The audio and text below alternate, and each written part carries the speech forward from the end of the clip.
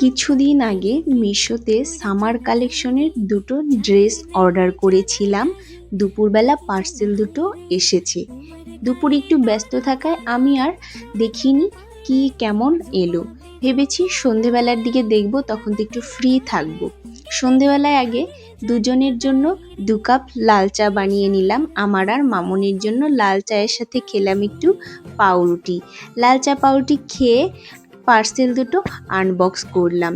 ভাবলাম আমাকে তো খুলে দেখতেই হবে ঠিকঠাক হলো কি না আমার, তার সাথে একটু একটা আনবক্স ভিডিও বানিয়ে ফেলি, সবার সাথে শেয়ার করব।